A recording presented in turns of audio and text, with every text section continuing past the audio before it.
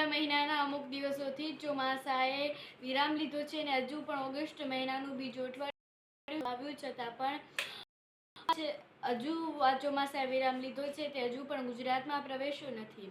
એક વખતના ખેડૂતોએ પોતાના કપાસ અથવા તો જે પાક વાવવાનો હતો તે વાવી દીધો, પરંતુ હવે ચોમાસું ક્યારે વરસવાનું છે તો આવો જાણીએ આજે આજના વેધર એનાલિસિસમાં. નમસ્કાર, આપની સાથે હું મંજુલા.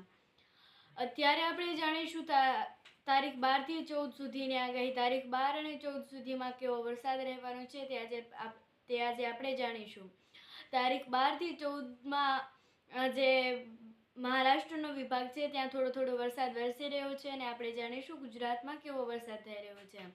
તારીખ 12ના એવું જણાઈ રહ્યું છે કે વલસાડ, ડાંગ અને તાપી છે ત્યાં ઓરેન્જ એલર્ટ છે. તે સિવાયના કચ્છ, બનાસકાંઠા, પાટણ અને મોરબી તે જિલ્લાઓમાં ગ્રીન એલર્ટ છે અને બીજા બધા જ જિલ્લાઓમાં યલો એલર્ટ છે.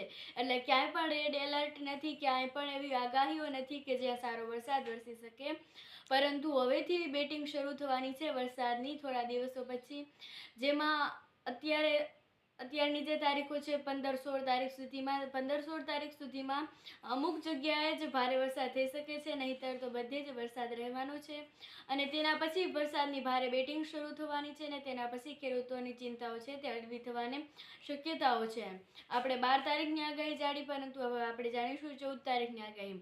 14 તારીખે પણ ક્યાં ઓરેન્જ એલર્ટ નથી, પરંતુ તેમાં છે કચ્છ, બનાસકાંઠા, પાટણ અને મોરબીમાં ગ્રીન એલર્ટ. એના સિવાયના જે બધા જ જિલ્લાઓ છે, કોઈ પણ જિલ્લો નથી કે જ્યાં ઓરેન્જ અથવા તો રેડ એલર્ટ હોય. બધે જ ગ્રીન અને યલો એલર્ટ છે, જેમાં કચ્છ, બનાસકાંઠા, મોરબી અને પાટણ જે 4 જિલ્લાઓ છે ત્યાં ગ્રીન એલર્ટ છે અને એના સિવાયના જે જિલ્લાઓ છે ત્યાં યલો એલર્ટ છે.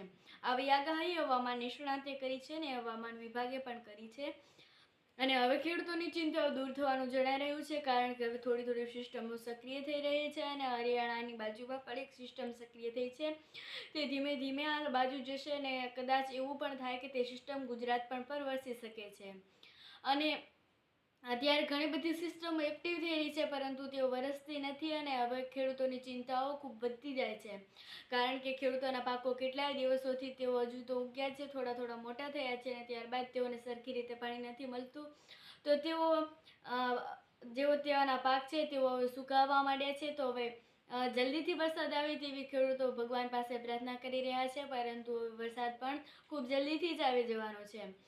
ગયા વર્ષે પણ સૌરાષ્ટ્રવાસીઓ હતા, તેઓને જન્માષ્ટમીની ખૂબ ઉત્તેજના હતી. તેઓ ખૂબ ઉત્સાહિત હતા કે આપણે આ મેળાની મજા માણીશું, પરંતુ એવું ન થયું અને ત્યાં વરસાદ વરસ્યો અને પછી તેઓ મેળાની મજા ન માણી શક્યા. અને આ વખતે પણ કંઈક એવું જ થવા જઈ રહ્યું છે. જ્યારે જન્માષ્ટમી છે ત્યાં લગભગ ત્યાં સૌરાષ્ટ્રના જે વિભાગો છે ત્યાં ધોધમાર વરસાદ વરસવાનો છે અને તે ધોધમાર વરસાદ વરસશે અને આ વખતે પણ લગભગ તેઓ મજા નહીં માણી શકે તેવી શક્યતાઓ હવામાન નિષ્ણાત અને હવામાન વિભાગે દર્શાવી છે. નમસ્કાર અને વિડીયો જોયા બદલ આભાર.